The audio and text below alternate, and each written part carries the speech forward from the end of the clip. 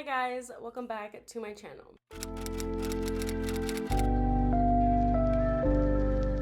So for today's video, I'm going to be doing my December wrap-up. These are the books that I read in the last half of December, so let's just jump right into it. I believe I read about 10 books. First one being Twisted Lies by Anna Huang. I did do a reading vlog for this book, so I will link it up in the cards for you guys to watch. Basically, the story is about Christian and Stella. Christian has been obsessed with Stella since he saw her at Bridget's wedding, I believe is the first time he saw her.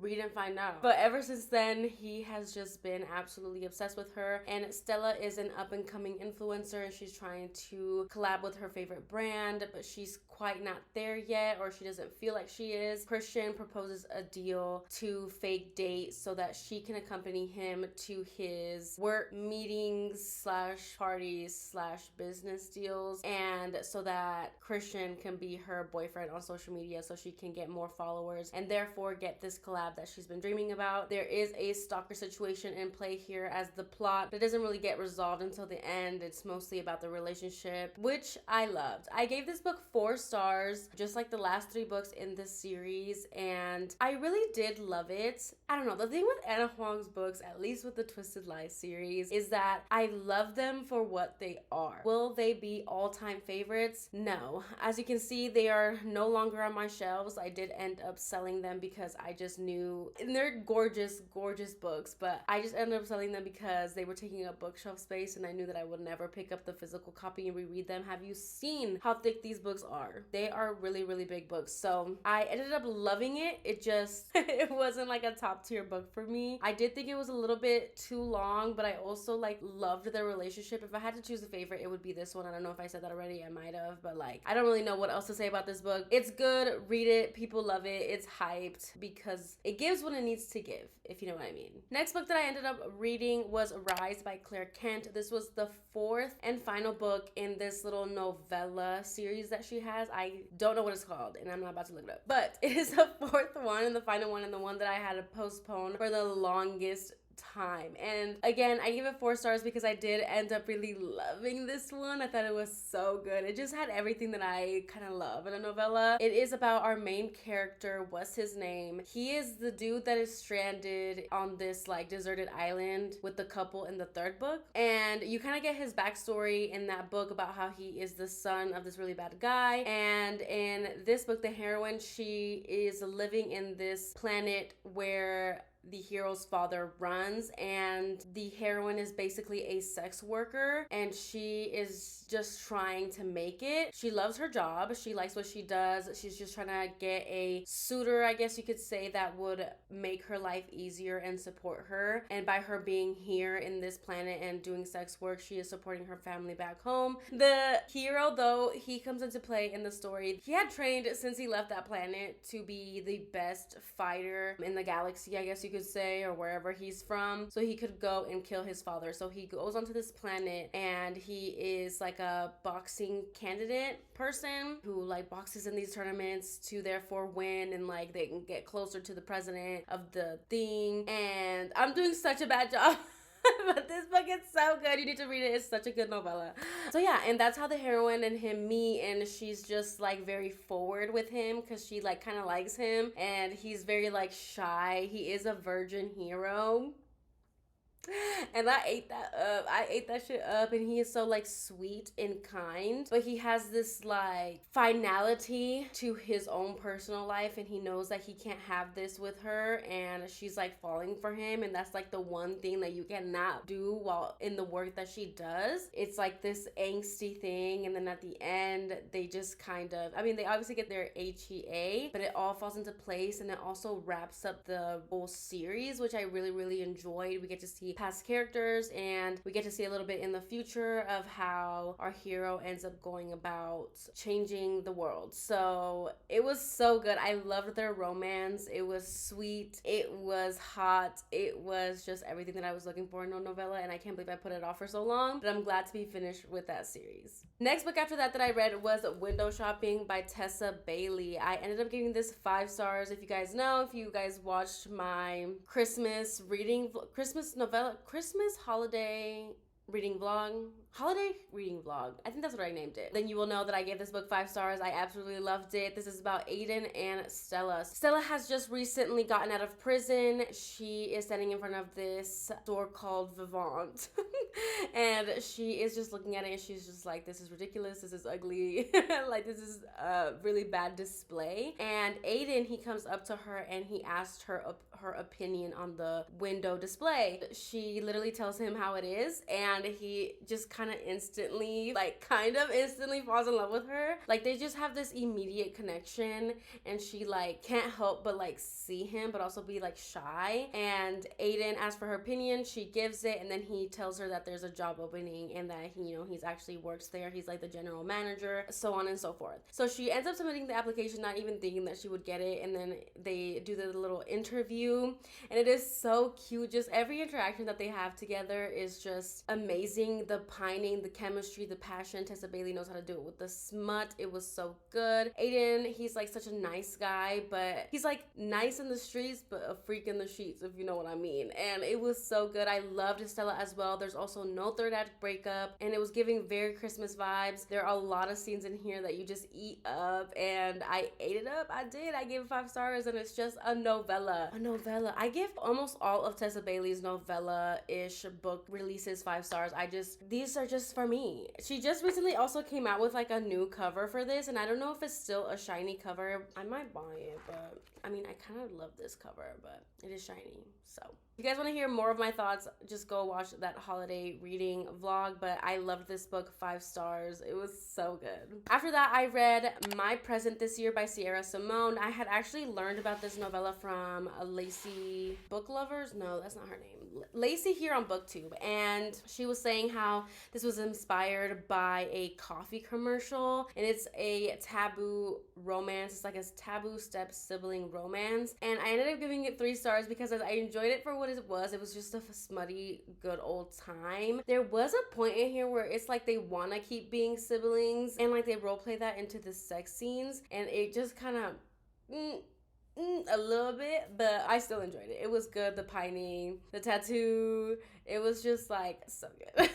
It was 3 stars. I enjoyed it. Read it if you want a smutty holiday romance. It gave what it needed to give. Then I ended up reading Kingpin All the Way by Cassie. This is actually the last book in her holiday novella series that she came out with, and this one is about the Kingpin boss, and he falls in love with his kidnappee. He kidnaps her to like blackmail her father, and he ends up falling in love with her. And I just am here for it because it was smutty, and the heroine was so cute, and she kind of was not she was like afraid but not of him, and he was just like, what is she doing to me? Like, why do I feel like this? Like, she's the one and only. Like, I hate everyone but you. It was giving very much that. The hero will literally do anything for her, and I just eat that up. I really loved how she like came with him with issues, and like they weren't like not valid issues. They were valid issues, but she was already like in love with him and obsessed with him as well. But they had like this miscommunication where she didn't know if he, because they have this captor-captive relationship, right? So she has to make sure that he wants her for her, and he's not just using her.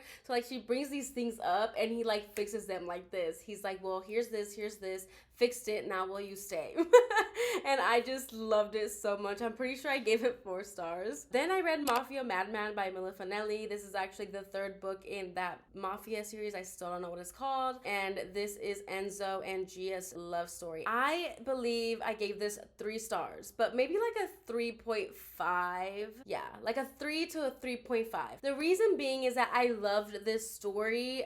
It's just that when I finished reading it, I kind of didn't love it, and it wasn't perfection. And then I had to like read other people's reviews and see like how they were feeling, because I honestly didn't know how I was feeling about this book, especially because I know that a lot of people loved this. And not to say that I don't love Enzo, and not to say that I don't love Gia. Gia is a badass, you know, she brings it when she needs to bring it. Enzo, he's just portrayed as this badass guy, but I don't know if he ever redeemed himself, because he does get tortured in the first 2 books in the series, and so he has to go into hiding. leaving, and then he sees Gia and he takes her and kidnaps her because he's planning on using her as a bargaining chip, or like make her suffer, which then therefore makes Fausto suffer from the first 2 books. And that kind of just, it was building up. I loved the captive. The sex scenes were hot. The smut was hot. The smut is always hot. Mila Finelli, she know how to do it with that. But it built this like, you're here for my use only, and it was hard for them to connect with, well, it was hard for Gia and Enzo to connect the relationship because he had to get his revenge and she couldn't fall for him because like he kidnapped her and he did stuff to her sister. So there's that back and forth, there's the angst. But when we finally get to the part where Fausto ends up pulling up and we get that whole scene, it's very anticlimactic. Like, I was like, okay, that's it.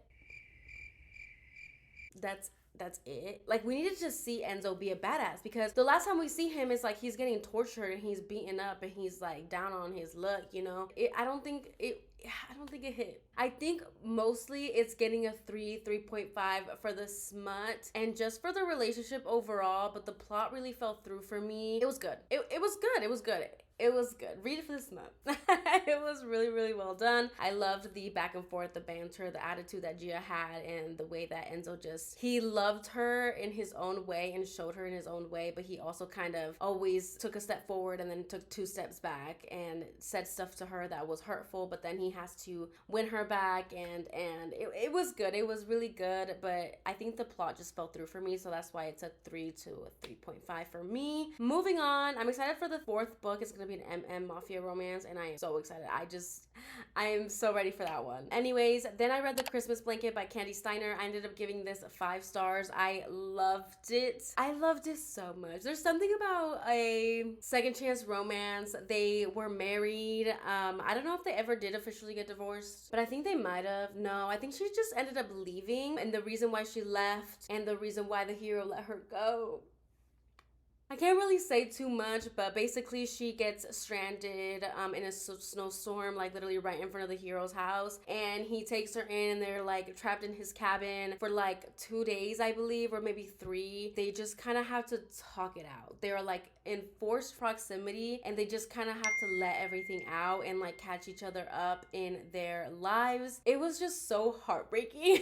Like, it was so good. Like, come on now, a novella by Steiner, and I gave it 5 stars. Like, I loved the hero and how much he loved her and what he did and the sacrifices he had to make. The journal, bitch.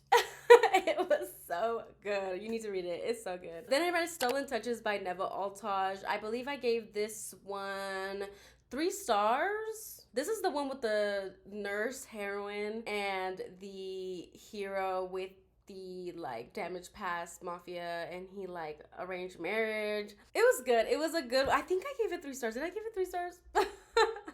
This is what happens when you delete your whole Goodreads history. So with this one, I think I gave it either I think I gave it a 3 star, because I don't know if I loved it as much as I loved the one before that one. Y'all, I'm trying real hard to remember what I gave that book. It was either a 3 or a 4 star. But anyways, basically they have this really cool like meet. I don't even know if I would call it a meet cute, but like they meet before she knows who he is, and before he knows who she is, because she is part of the mafia, but she like moved away so she could pursue this nursing career. I think I gave it 3 stars. I think I'm leaning, now that I'm remembering the plot, I think I gave it 3 stars over a 4.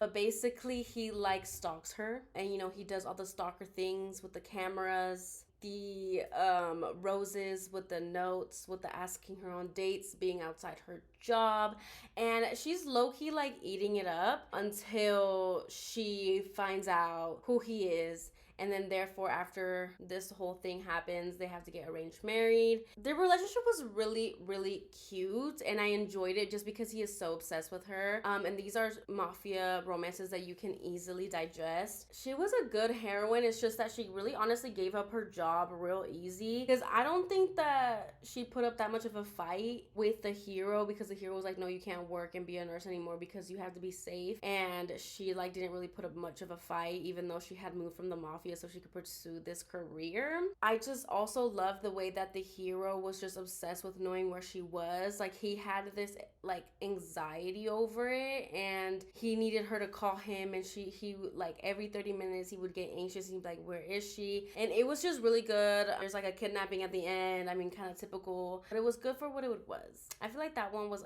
a little bit all over the place, but I gave it like 3 stars. It was good. It was good. Then I ended up picking up Fighting Shadows by Ali Martinez, and I ended up giving this book 4 stars. I really did love it. This one, it was just so heartbreakingly good. So Flint has this injury from the previous book where he saved his brother's girlfriend's life, and he got a bullet in the back, so therefore he was paralyzed, I believe, like from the waist down or just his legs. He's just going through it, and you see it in the beginning, and it was kind of hard for me to read the beginning because Flint has this idea that he is madly in love with his brother's wife, and it's just not true. And I knew it wasn't true because, first of all, it's his romance story, so it's clearly a different girl, which is our heroine Ash, maybe. But that first part, like, it was hard to read because it was like, boy, get yourself together. Like, what is going on? Like, you don't love her. But anyways, yeah, so he meets Ash maybe because Ash is the daughter of Flint's mother's newest boyfriend. So she is the daughter of the father of Flint's mother's newest boyfriend. What, does that make sense? Anyways, that's how they know each other, because Flint's mother goes and picks up Flint's youngest brother and starts this whole like custody thing, and it ends up being that the mother has to have the youngest brother for the weekend or for like a week, and then they interchange. The mother, she is trash. She was never there for her kids, and the only reason why she went after Flint's younger brother is because Flint's older brother is now like rich, and she wanted to get money out of him. But besides the point, Flint has to go pick up his youngest brother at some point. And when he picks him up, then Ash hops into the car with the youngest brother, and she is just this ball of sunshine. She is kind of mature for her age. She just smiles all the time. She sees the positive in everything. She is literally the light at the end of the tunnel, and it's hard for Flint to hate her, not to like her, because he is mean towards her and judges her, but like she flips that around and like puts it on him because he wants to be an asshole, but the instant that he gets called out for being an asshole, he feels guilty, and Ash sees right through him. She is also a pickpocket. She is a thief. She is very, very, very good at it because her father forced her to do this to make money and to support her life. So her life right now, her home situation is not the best. She's just this ball of energy, and I honestly, truly, really loved her. She was a little quirky, but like it worked for me, and I thought that she was perfect for Flint. So they start off this like whirlwind like relationship, and he like falls for her because, you know, the downstairs is still working, and he finds her so hot, and they like have this chemistry, and he can't help but like her. And it all comes to an end at some point when Flint fucks up and secrets come out, which aren't necessarily secrets, but at the same time I wasn't seeing it come in because I didn't think that it was that was gonna happen. But Flint like overreacts over it, and he says some hurtful things to her, and then we get like a 2 to 3 year jump. And during these 2-3 year jumps, there has been a private investigator looking for Ash, because during this time, like, Flint realizes that he fucked up, and he has been searching for her ever since, but she is just so good at like hiding. And then you get them reuniting, and then you get their HEA, and it was so good. Ali Martinez really knows how to do it with the smut. Like, her writing is just beautiful. It's emotional when it needs to be. It's funny when it needs to be. It has this found family, and you just see the way that Flint and Ash like fit. It is just done so well. I loved it so much. It was 4 stars for sure. It is just so good, and I can't wait to read the second one. It is about the youngest brother, but I'm scared. It has to do with grief, and I don't know if my heart can take it, but it was so, so good. Last book that I read for the month of December was A Merry Little Meet Cute. I did, though, end up finishing this on January 1st of 2023, which Happy New Year, by the way, because I don't think I said that in my last video, and I should have said that in my last video, but I didn't. But Happy New Year. I hope you guys had an amazing New Year's Eve and celebrated it with family and starting off the new year right. Anyways, yes, I did read A Merry Little Meet Cute and ended up giving it 4 stars. I did end up loving it. It's just the pining between them. And Sierra Simone is